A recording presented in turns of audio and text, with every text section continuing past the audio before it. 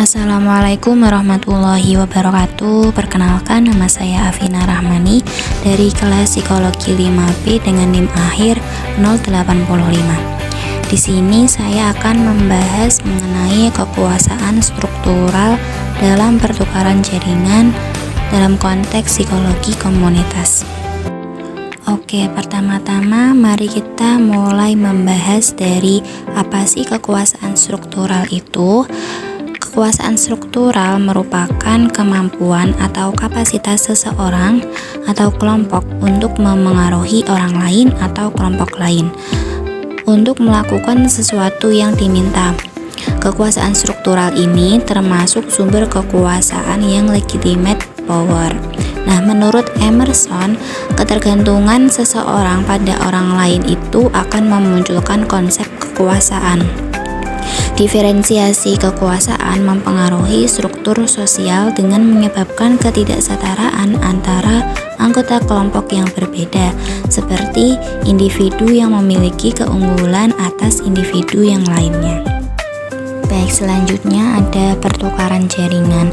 Dalam teori pertukaran itu merupakan fokusnya pada pandangan yang mana manusia sebagai rasional profit.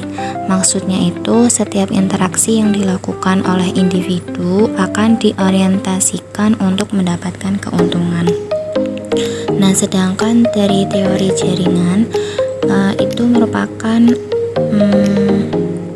teori jaringan itu memandang bahwa manusia memiliki jejaring interaksi karena adanya kesamaan norma dan nilai, serta juga karena adanya proses sosialisasi. Nah, dari dua teori tersebut itu memang memiliki korelasi. Bila mana suatu kelompok ingin melakukan pertukaran tapi tidak memiliki jaringan, maka tidak akan membuahkan hasil, sehingga keuntungan yang ingin didapatkan dari awal itu tidak akan tercapai.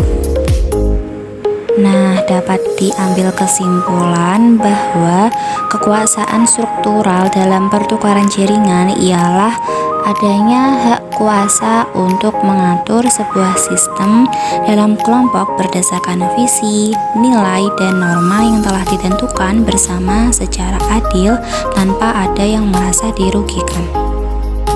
Nah, memasuki pembahasan selanjutnya itu ada sumber-sumber kekuasaan struktural.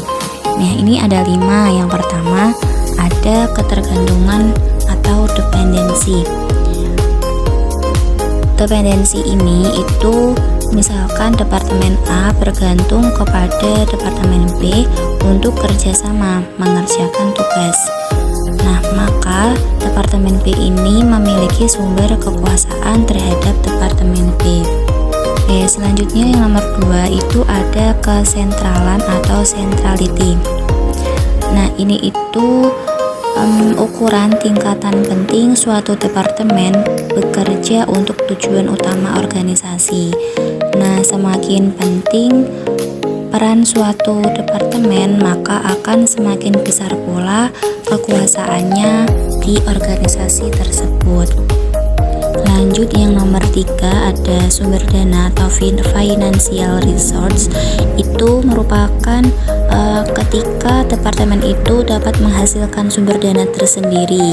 Nah, terlebih lagi dana itu lebih besar daripada penghasilan dari departemen lain, maka departemen tersebut memiliki kekuasaan tersendiri gitu. Selanjutnya yang nomor 4 ada ketidakberlanjutan atau non-sustainability. Itu merupakan departemen yang sulit digantikan. Ketika departemen yang sulit digantikan itu, maka kekuasaannya semakin tinggi. Yang terakhir itu ada menghadapi ketidakpastian atau coping with uncertainty. Itu merupakan departemen yang mampu mengurangi ketidakpastian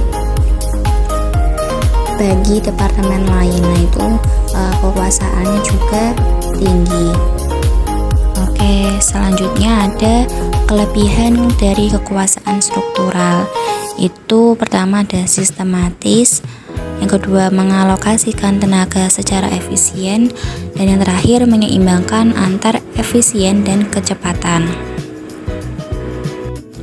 Kemudian ada kekurangan kekuasaan struktural, yaitu yang pertama ada mendorong terjadinya perebutan kekuasaan, yang kedua tekanan pada individu, dan yang terakhir beban untuk bersaing.